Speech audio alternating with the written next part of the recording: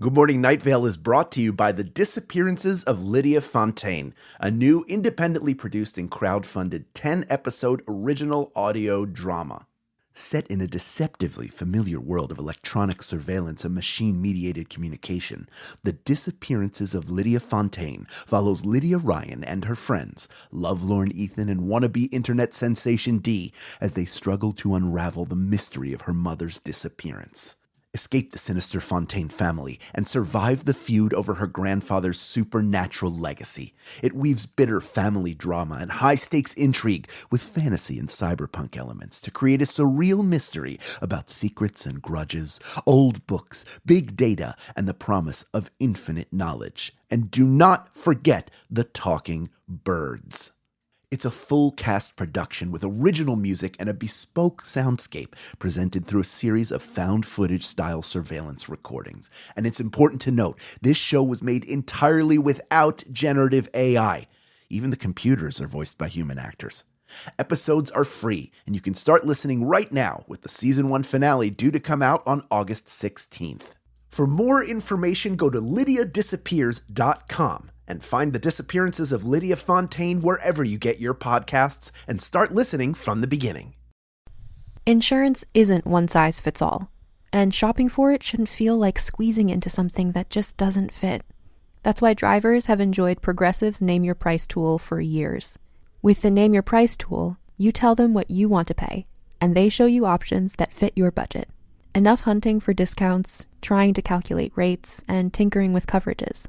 Maybe you're picking out your very first policy, or maybe you're just looking for something that works better for you and your family. Either way, they make it simple to see your options. No guesswork, no surprises. Ready to see how easy and fun shopping for car insurance can be? Visit Progressive.com and give the Name Your Price tool a try. Take the stress out of shopping and find coverage that fits your life, on your terms. Progressive Casualty Insurance Company and Affiliates. Price and coverage match limited by state law. Just act natural. Just act like all of nature. Just act like the entire cycle of life and death and change and rebirth. Good morning, Night Vale.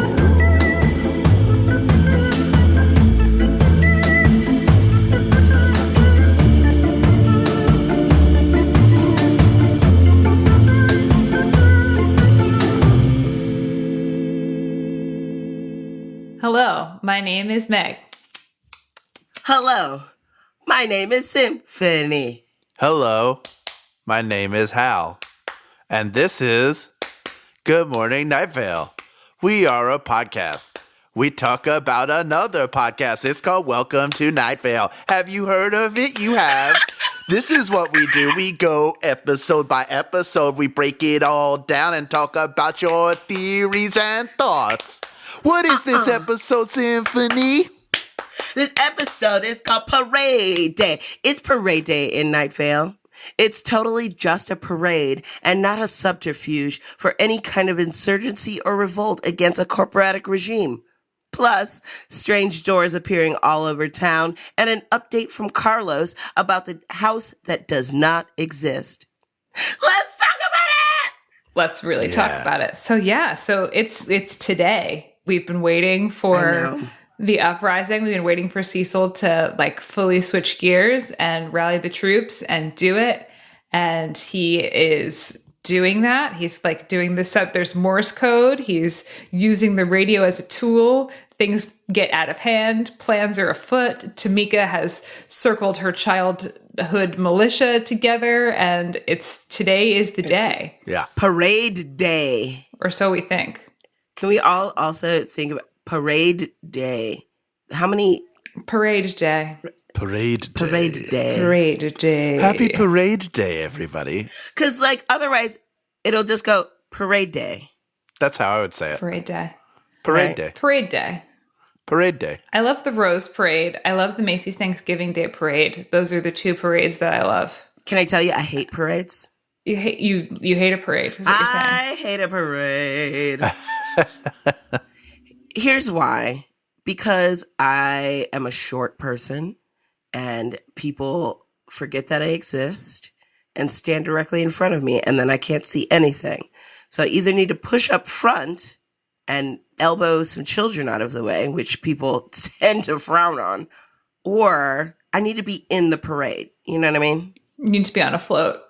Ooh, does someone want to invite me on a float?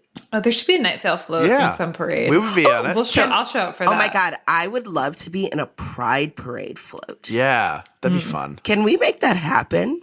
Internet, do your worst. Oh, we should totally make that happen. Listen, by the way, if we're talking about parades that are great, I'd like to put it in. throw in for the Main Street Electrical Parade at the Disney parks. It is now currently, as of this recording, it is back at Disneyland, and I'm going next weekend to see it. I'm very excited. It's a good parade. I also love the Mermaid Parade in Coney Island. I marched in that parade one year. And I was marched in the Mermaid Parade with my theater company, and it was like a celebration of our 5th birthday. So we had we made this huge cake float, and then we had like cake that we were throwing at the audience. We were all dressed like wild, bizarro mermaids, and we were super stoked about it. And I was the most hungover I have ever been up until that moment while doing it, and it poured rain the whole day, and we were like waiting to we were in the like holding area to do the parade, and our float was just melting because it was getting poured on. Oh Lord! And so our like float melted. I was so hungover, and I was like at the end, Joseph and I had like just started dating, and he came to the parade, and I looked like a drowned rat. Like I looked like what got caught in the drain after someone showered a Hot Topic. And wow. And I was so Shots hungover. Fired. Like I had thrown up on my bedroom floor like the morning of this thing. And, and Joseph, like after the parade, he just like scooped me up and took me on the train. We went back. First I stopped at H&M and got like a completely new wardrobe because I was soaked to the bone in like black taffeta. And then he just like took me back to his apartment, and we just hung out, and like it was really lovely. And he was a good man. And that was the Mermaid Parade. Oh.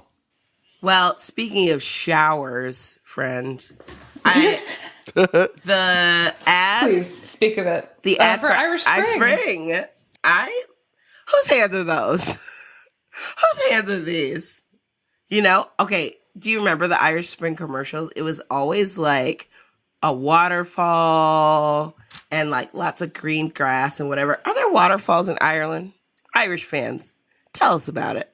Are there? I'll bet you there's one. There's got to be at least one, right? Yeah, there's got to be. I mean, wherever there's water, it can fall, right? I've only ever been to Dublin. Right, me too. And the Dublin airport, and the ride from the Dublin airport to Dublin, where you have to make the choice on the highway to drive to Dublin or drive towards Swords. And I always am like, let's go to Swords. We never do. We just go to Dublin. We never go, yeah. And then they're like, it was far too tree. Listen, there are waterfalls like the Glencar waterfall and the Power Squirt waterfall. Oh, did you look it up? No, I definitely just knew that. Is one called the Power Squirt waterfall? Power Squirt? Powers Court. Like, okay, great. Power. See, Power Squirt. Look at that water squirt out. That's the power of nature. Power Squirt. Hal. What? If you that's where you took it. That's on you. You can't blame me. I'm very innocent. I'm like a child in many ways. So many ways. So back to this episode. Yes. So there's just like lots of wild things happen. This episode kind of feels like the blender of the whole season is now just been turned on. Yes. Like we've got the doors, and we've got things going on behind the doors, and the things that are going on behind the doors are weird. And Tamika is back. She's trying her best, and Cecil's trying to rally people, and we find out it's all for naught. This episode hits hard, particularly now in our current political times. Yeah. As always. We're here just to talk. We're here just to talk to you about our current political times and how this show pulls on the heartstrings of that. Because it's like no one shows up. Yeah. Well, and also there were a couple of lines that really struck me as timely for right now. One was, is this what it's like to die? Are you dying? If not, when? And where will you die? I think about this all the time, honestly, and it's actually kept me up at night. When am I going to die? What is it going to be like? All those questions. Then there was another one that says, are we living a life that is safe from harm? Of course not. I think it's especially timely during this time of mass shootings that we never feel safe anywhere. Like places that were supposed to be, I don't know, sacred or something. Yeah, nothing and no one is safe. Our safety has been sold. There was a lot that made my stomach turn listening to this. Just the idea of what the definition of activism is. This idea of where we are societally, for those of us who are displeased with the current administration, there's this gigantic call to action, and everybody is willing to read articles and maybe share articles, and like things. Actual activism, and really beyond activism, just taking any kind of action to make the world around you better or to change things if you're not happy with they are, takes a level of participation that a lot of people can fall short of. So the idea that this revolt fails while all these people are just watching, they all talked about it. They were maybe supportive of it, but when the time came, they just sat there and watched. It makes it more sad, no? And it's like that is how revolutions and movements, that's how they die. They die because people support only vocally. And it made me think like, oh, what more can I do to make the world around me a better place?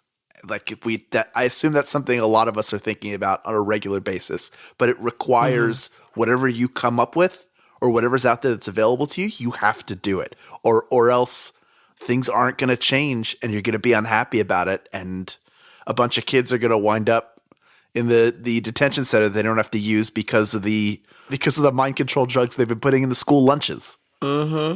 So I love the version of Cecil we get in this episode, by the way. Just Agreed. Yeah, and this kind of goes. Jeffrey talked a bit about this in the Tamika episode. We get the Bertolt Brecht quote, which is "Sad is not the land that has no hero. Sad is the land that needs a hero." So it's like everyone's waiting for there to be a hero, and it's like you have to be the hero. We're all the hero. No one is coming to save us. Like we can't exist just because the system we currently exist in relies on a hero doesn't mean that the hero's coming. And you can't wait for someone else to be your Prince Charming. Like you have to be the Prince Charming. You have to stand up and fight for what you believe in and stand up for the things that you believe in. And I think that translates very much into not only today, but like at any point, like no one is going to stand up for you except for you. Yeah. Yeah. And you have to stand up for you and you have to stand up for everyone else too. Yeah. I mean, like looking at our current times, like just recently, there's been so much outcry to our leaders being like, do something. You're the leaders. You need to lead us. Do something. Like they're not going to do something. So it's like, it really does have to fall onto us. And like, well, what does that look like? We live in a system. Our current system is one that is reliant on leadership, but without that leadership, how do we lead as a mass? How do we lead for ourselves? It's also incumbent upon us our leaders aren't going to do anything if we don't do anything, right? Yeah. So it's not, I mean, in my mind, it's not even as much like that the people need to lead, because I think a person is smart, but people as a group are a monstrosity, which is a sad thing to think, but has been proven time and time again. And we have to do more. It still is a government of the people. So we have to enact the change even if we're not leading. And it's exhausting. I think that's what people get frustrated by. Because we're in constant conversation. Yeah. Like we have this thing that's like, oh, people say things, but no one's doing anything. But that's because we feel so powerless that all we have is the conversation. All we have is, debating with other people and listening to each other's stories and sharing this stuff. So it's like we're in a state of constant conversation and constant trying to get somewhere and move something forward by talking. But sometimes you just got to show up on parade day. You have to show up, period. But yeah, especially on parade day, because y'all, I needed you and you failed me. Do you hear the disappointment in my voice? No, it's fine. I'll get out. Yeah. What's that? Sad is the land that needs a hero. Motherfucking Houdini over here, bitch. Wow. It's probably been 20 years since What's Up, right? Longer. I mean, I think it started in 95. Oh. Still classic. Yep. Still works. So What's Up can now rent a car. Yes. Yeah. Oh my God. What's Up is already struggling with student loans. What's Up has been making payments on them for a couple years now. Yeah. We're old. We Well, are I don't know. old. We're not that old. There's older people besides us. There's got to be at least 6 or 7 people who are older than us. I mean, we're not boomers. Thank God for that. No offense, boomers. They don't know what podcasts are. Yeah, they're not listening. JK, LOL. They all listen to Hardcore History. We're fine.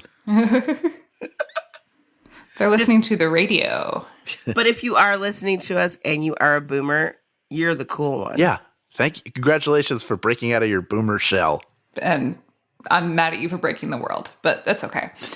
Well, It's okay. I'm not going to be able to fix it. So let's just ride it out. You know what I mean? Let's just burn some plastic in a giant fire. It's late at night for me. Let's indulge this thought. So if we're staring down the barrel of end times, what Sure. do we want our world to look at as we watch it burn? Like how can we enjoy this? Like how do we enjoy Rome burning, you know? How do we make it fun for us? Death centers. So like once you get like you're like, this air sucks. I'm out of here. And they do it like all those sci-fi movies where you go in and it's like a beautiful like video of like some sort of like green grass vista as you fucking euthanize yourself, you know what I mean? Oh my God. I was thinking more I don't along know the why I'm lines going of dark. like letting us like play with some of the stuff in museums. Oh, like put on a suit of armor? No, I was just gonna say that.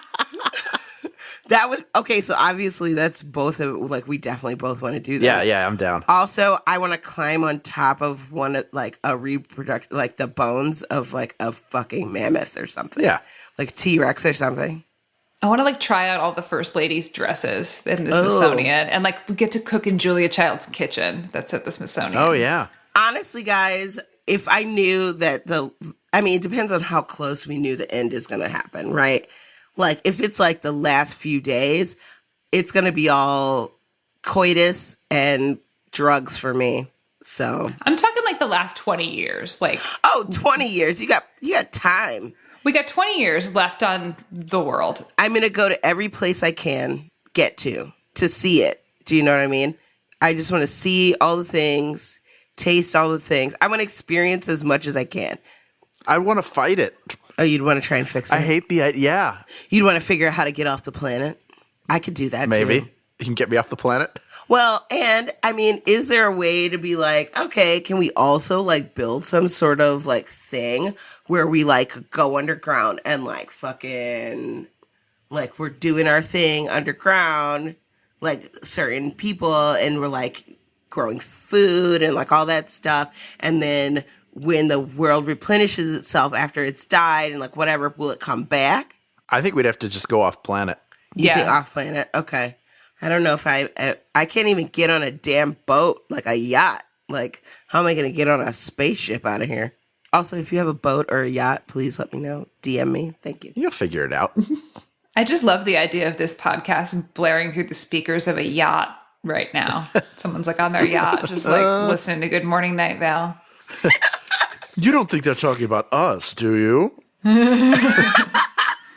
Ascot. Full ascot blowing in the wind. Yeah. One of the 7 people that has all the money in the world right now. They're Good Morning Night Vale listeners. It's fucking Jeff Bezos.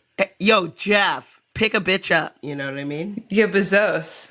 Bezos. Wait, do people call him that? I don't know. Yeah, Now they do. of course they do. Anyways, let's get back to this thing. So Carlos calls. Hey, girl. And he's like, I am doing a sciencey thing. We figured something out. I made a science. But they did win. Wow. They did win in. Wow. They did win in. They did win in They the did? house. Yeah. And they was like, whoa, we in the house. Scientists in the house. You could find me in the house, bottle full of mouse. So they go in the house and they're First they were like, well, we tried one time and that lady Cynthia said nobody lived there, like blah, blah, blah. Because she did. That was like a few episodes ago. But now they go in the house and they can't get out unless someone else from the outside lets them in. Like if someone's on the other side, unless someone lets them out, they can't get back out. They're stuck over there. Foreshadowing. Totes my goats. It's a little scary and sad, and we don't want that to happen to our sweet Carlos, but... Our sweet little baby scientist boy. Our squee baby cinnamon roll. Yeah, it's the house is part of the ingredients that are in the blender in this episode, where we've got like angels, they exist, mountains, we're not sure, Pamela Winchell, old woman Josie. Like there's so many things going on behind the doors and press conferences and things like that. Yeah. It really feels like we're like getting towards the end of this season, bringing back all those little loose ends. We're just pulling them all back into this. Yeah. And then when people don't show up and it's a sad day in Night Vale, Cecil reads them for filth. Yeah. He's like, okay, first of all, the note that I wrote, it looks like I wrote ice. It says, reading those hoes. What? No, it was an arrow, and then it's Cece reading those hoes, which is true. But it was just like, oh yeah, in this section, Cecil's reading these hoes for filth. And then I wrote in the margins later, he's reading y'all for filth. These are the notes that I take, you guys, because I am a consummate journalist. Yes. But he does. He's like, so he's not mad. He's fucking disappointed. And he's like the disappointed dad in this episode. Because it's like, are you serious? Like, she told you, I told you, we told you where to be, what to do, and y'all didn't do it.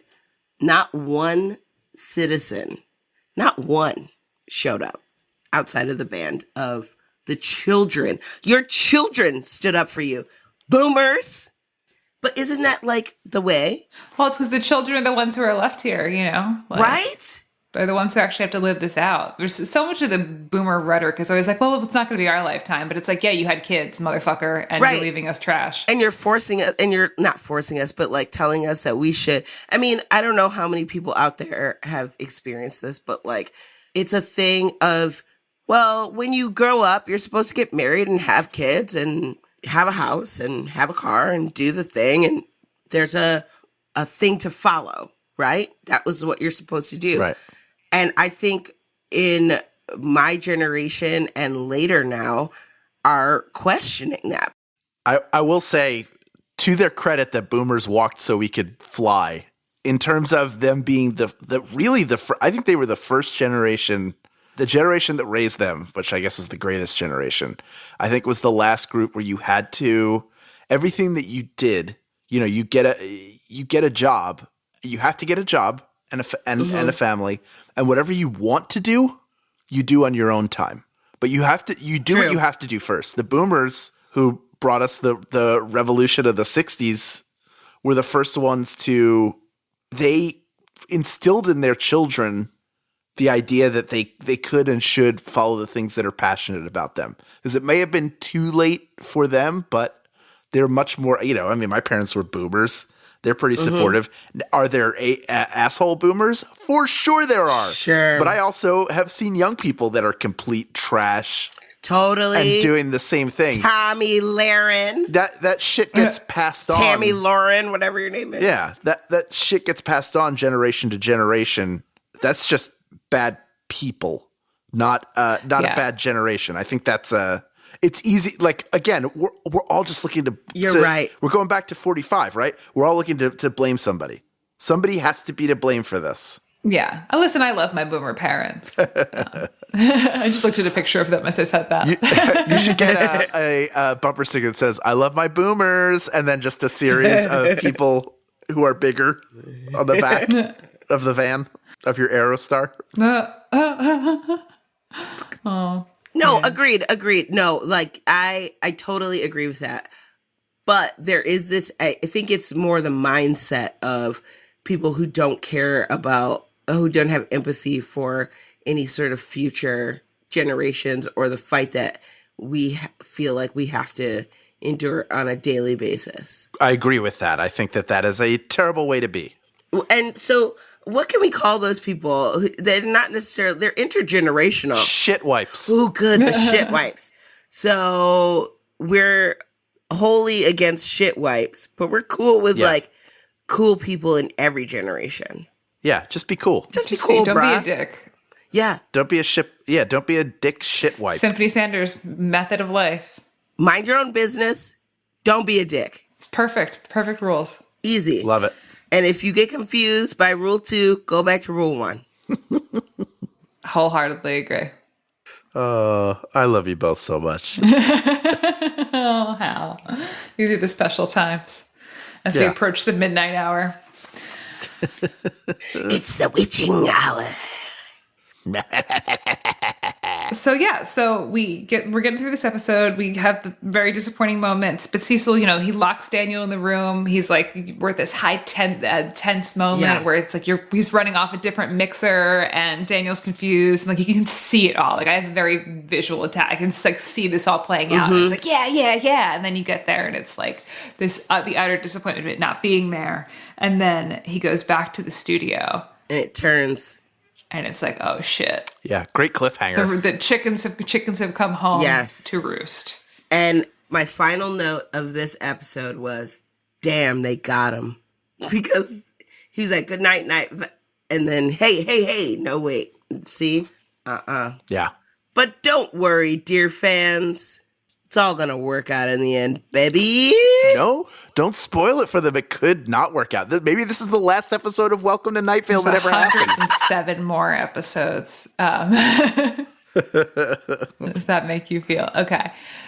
Up next, we speak with the Night Vale writers and creators, Joseph Fink and Jeffrey Cranor. But first, a conversation about this episode's weather, which was Take Up Your Spade by Sarah Watkins. Yeah, girl. Y'all.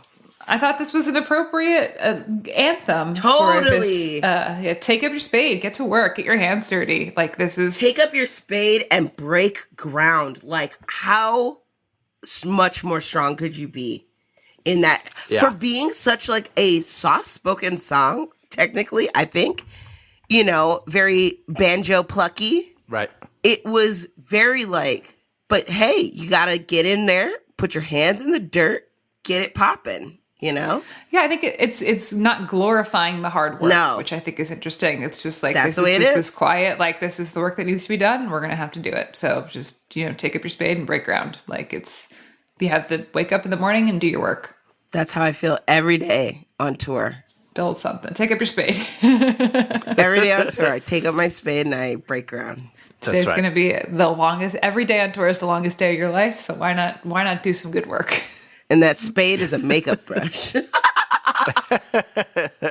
Yeah, my whole life is definitely built around routine. Is it? Yeah, I mean, I go to the office at this time. I know what time I'm done for the day.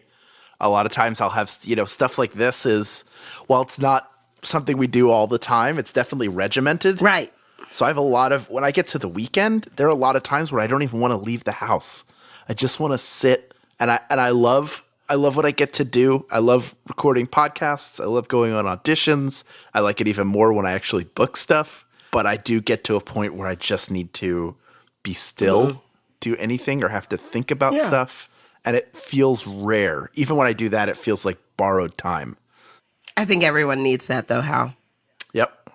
So Sarah Watkins has been a live weather for us. Just has been a big fan of her work for years. I've also been a big fan of her work for years with Nickel Creek, and then also with her solo work. She has performed with us at the Largo twice, and that was really cool. Those times, Largo is a club in Los Angeles that she has a residency at, where she does the Watkins Family Hour with her brother and other wonderful musicians. I think is it a monthly gig or a quarterly gig? They're there a lot, and it's a really great show. When we were at the Largo, she played with us, and that was really cool. She was there the night that I fell down the stairs, and I was very embarrassed. And I was very embarrassed that Sarah Watkins saw me fall down the stairs. But yeah, this is from her second solo album. She started performing with Nickel Creek when she was 8 years old. And Nickel Creek is a hugely successful progressive bluegrass band. Is it a family thing?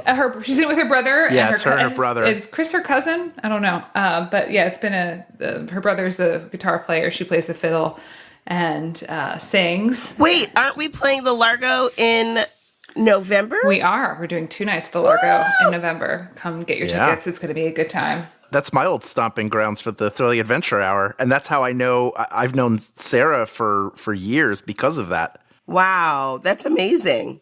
She and Sean were part of the show a lot, like frequently. They're just the nicest, coolest people. Oh, and the talent. And prodigiously talented musicians. Just can't say enough nice things about them. This is a great song, not a surprise. Great song, yeah. Yeah, she said that this song was about her grandparents and her family, because they're like, her grandfather built the house that she grew up in, and like they worked the land, and that was kind of their ethos, was just like get up and do work. And love it. That's fantastic. I love it. Stay right there. Good Morning Night Vale will return after a brief break.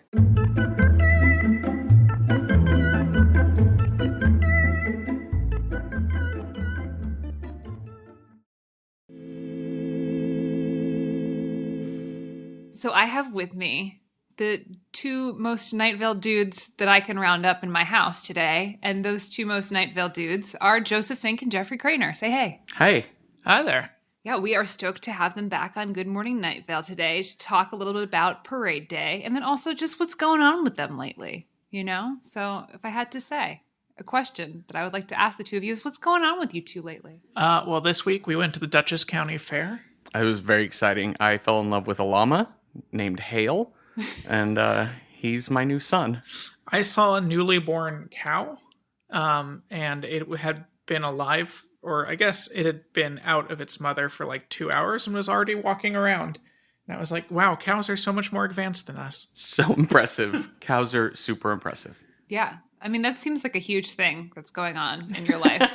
And I was happy. It's a huge thing for me too. So I'm happy to talk about it and share. As always, the Dutchess County Fair is the best day of the year, and it is the only day of the year where life is fair. Yeah. She said that joke approximately 30 times while we were at the fair. It still holds up. Still holds up every year. Yeah. So a little bit what's going on with you. A couple days ago, this is weird because we're in a weird time loop, because today in our timeline, it's the 22nd of August, but in your timeline, it's the 19th of September or another day.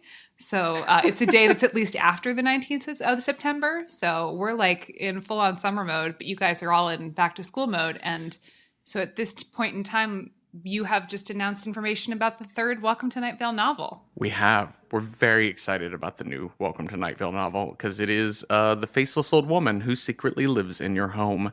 And it was really fun to finally get to write her story out and have her history as a person and as a being. It's sort of horror and adventure both. It was, I think, for me, it was the most fun of the 3 books to write. Yeah, it was the most that felt like we knew from the start what we want to do. We had a plan. It was an ambitious plan.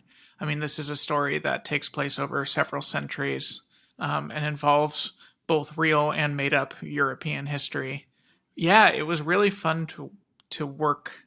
You know, usually Night Vale stories, even when they're big, take place in a small desert town, and so being able to tell a story on a really big canvas was really fun. Yeah, it was an absolute blast. Also, incorporating all that real European history was really interesting, because it was sort of the first time in Night Vale that I had to do research as I was writing things. It was awful. Yeah, I as I was reading it, I was like, wow, you guys must have learned a lot about ships. Oh my God. Because I was like, Joseph, how did you know all this stuff about ships? And you're like, oh, that was all Jeffrey. I didn't learn anything about the ships. I was calling back to 1993 when I took my first semester of my freshman year of college, when I took U.S. Naval History. And so I was trying to remember all of that. But even still, I was going through being like, what is a brig? Which one is the foremast? And trying to remember those things. There's a lot of Googling of diagrams of boats, ships. Both ships. Yeah. I was very impressed by that. I was very impressed by the book as a whole. It was my favorite book of the summer that I read this summer, which you'll get to read next spring. So So that's where you are in time and where we are in time. And yeah, so this is your third novel together. It marks one of the many projects that the two of you collaborate on. And these past 6 months, you've been collaborating on another podcast. Would you like to talk a little bit about Start With This? Yeah, sure. Start With This is a show about making art and writing and podcasting. It's a show where we each episode have a topic about that, from something as specific as dialogue to something as general as executing an idea. And we talk about that topic, and then we give 2 assignments, one to consume and one to create. The idea is to get you thinking about art as something that you do, as a process you're continually in, rather than something you're someday working toward. Yeah, and we try to take it from the point of view of just giving you that extra motivation to have people in the room kind of talking about writing rather than telling you the absolute truth of how to write. We just have our own process, and hopefully some people find that useful, and some people want to like kind of change it up for themselves and make their own way through the world. Make your way in the world today. It That's takes right. everything you got, is what I've learned. Joseph's instructed me to move my body closer to the microphone. Joseph and I are sharing a microphone right now because we share a lovely life together, and we also share a microphone together. So Start With This is the reason that I was able to steal the two of you today, because you're about to go into a recording session for that. You have an interesting process for recording Start With This. You kind of do a bulk chunk of them at once and then release it out into the world one by one. That's correct. That's correct. Yeah, I mean, it's the whole thing with like conversation podcasts. I don't want to say they're easier, but they're definitely faster. With a scripted show, whether it's fiction or nonfiction, there's so many steps before you're even recording anything. And so it is weird, working on this. And also I only listen to the Mountain Goats, the other podcast that I do that's conversational. You can really like just tear through a bunch of episodes in a row, because it takes about as long to record. It takes about as long to record as the episode is to play. There is prep work, but it is a much faster process. Yeah, the prep work is the main thing. I think we're both pretty organized in that way of making sure that we're staying on topic and not digressing too much. Because in normal conversation, we can both digress and just the way two friends chat. So yeah, so much of it is in the prep time. I think we spend more time prepping than actually recording a single episode. Yeah, it's always good to be able to do your homework and then show off your homework. I don't know, present to the class your homework. Right. So, but now you've been doing the show for about 6 months, and you're taking on a new challenge with it. You're doing a live show of Start With This. We're going to do that in Boston, home of America. America's Dublin. America's Dublin. America's most Boston city. Yes. Yeah, we're doing it on... it's October the 20th, Sunday, October the 20th. Oh, that's so nice. It's on Sunday, October the 20th. We will have guests of some sort. We're still figuring out who. But yeah, it should be a really nice night. We're doing it on the same day as the Pod Tales conference. That's all about fiction podcasting. And so you can go to that and you can come to this. And our goal, I think, is to make it a room full of people who want to make art and to write and to make podcasts, and to get you all inspired and doing that. Yeah, hopefully you will go home that night and write a novel or create a podcast or do something. That's actually your task.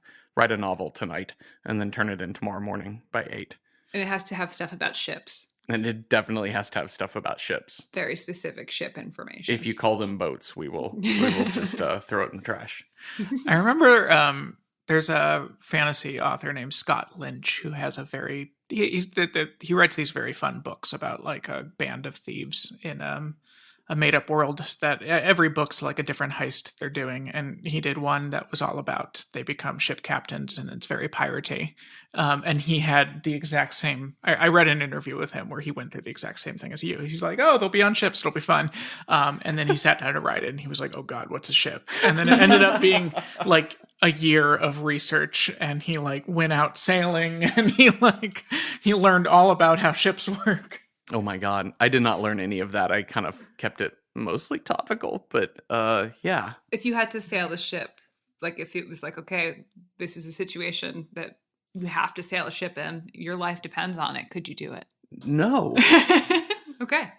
No, absolutely not. I don't even know if I would know how to put the sail up or when you're supposed to do that. Let's speak to who we are as artists, Like we really can make you feel something with a story, but we can't save our own lives through sailing.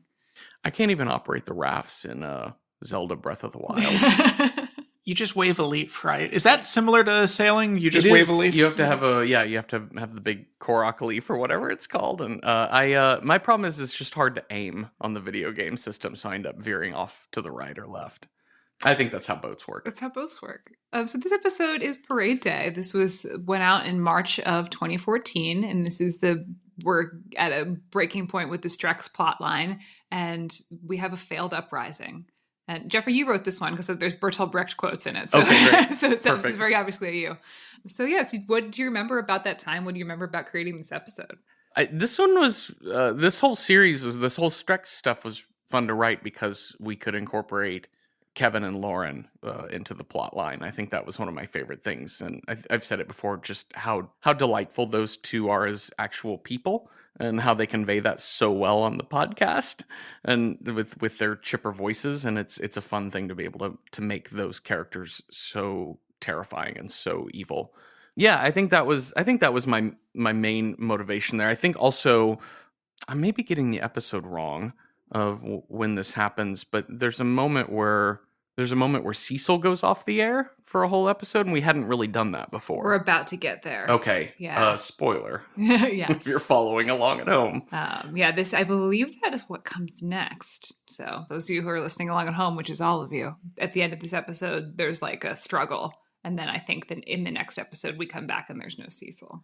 Do we have the Strex Pet yet? Yeah, Strex Pet happened in... Visitor? The Visitor is the Strex Pet, yeah. You also wrote that one, I think. Yeah, because that one was the one where I don't remember what it was, but I remember somehow I was looking at pictures of ducks online because I have a weird thing, and I was looking at pictures of ducks online, and I was just Googling pictures of ducks, and then there was a photo of just a close up of a duck, just its face, and I remember just staring into its eye, being really disturbed.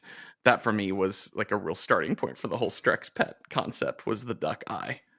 Ugh, I know Joseph was those are good-looking ducks. Joseph just put a bunch of ducks in front of us via the internet. They're just so dead-eyed. There's just something it's just upsetting about just looking very closely at the eye. Ooh, that one is particularly freaky. This one has I think this might be a painting because it has kind of a nice... It is a painting. Yeah. I think it would be more disturbing, actually, if they had, human eyes. Just a nice, blue iris and little black pupil. This one I've brought up kind of does. I don't like that. Especially with it's got that crazy slick back gray hair too. This one is apparently a meme known as Sly Duck, if you want to look at it yourself. It's just kind of looking at you out of the side of its eye.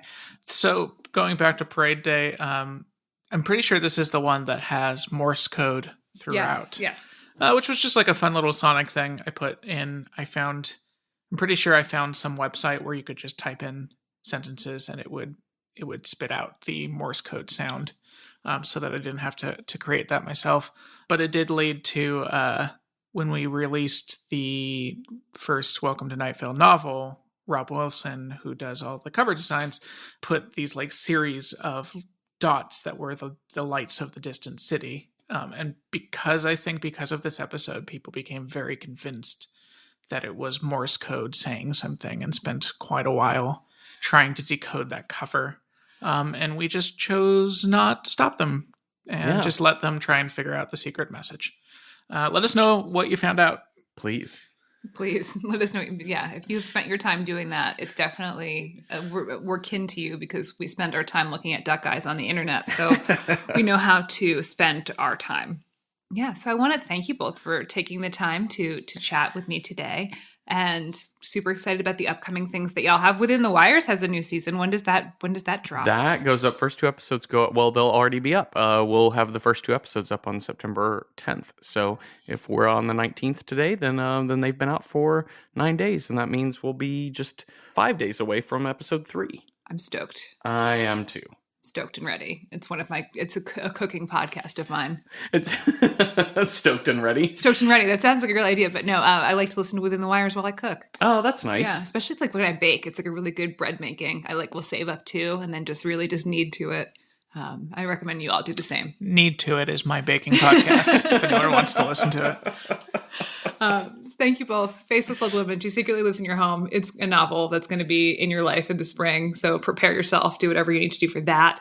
Start with this live show. If you live in Boston, congratulations. Come check us out. And Within the Wires, you have 2 episodes that you maybe have already listened to, and there's another one coming your way. So be ready. It's in the air. Thanks, Meg. Thanks. Thanks to everyone. Good luck to all bands. Good luck to all bands. Well, there you go, folks. We're in the heat of it now. Coming up next is going to be episode 47, that is Company Picnic. And hey, special thank you to everybody who listens, but especially to those of you who are patrons of this fine program on Patreon. And if you want to become a patron, it's very easy to do. You go to patreon.com/Good Morning Night Vale. You get exclusive content, videos. We're going to be dropping bonus episodes that you can only get as a patron. So check that out today. It doesn't cost a lot and it helps us out big time. But until you hear us again, good morning, Night Vale. Good morning.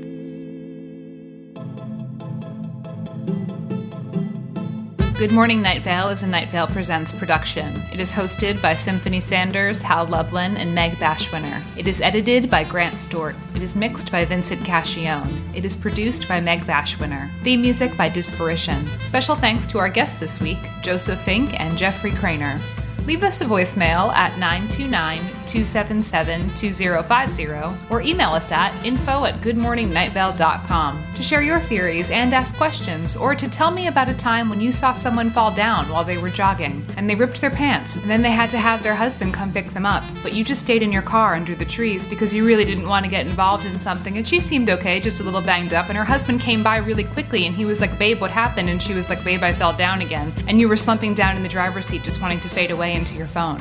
This show is powered by our patrons like Sarah Sherman, Catherine McGilvray, James Lee, Kimberly Ciani, and Rachel Muntz. If you're interested in supporting the show in exchange for more of these shenanigans, tomfoolery, and nonsense, check us out at patreon.com/goodmorningnightVale. For more information on this show, go to goodmorningnightVale.com and follow us on Facebook and on Twitter at Night Vale Chat. Special thanks to Christy Gressman, Jeffrey Cranor, Joseph Fink, and Adam Cecil. Today's adverb is completely. I am not completely sure that I haven't used completely as an adverb before.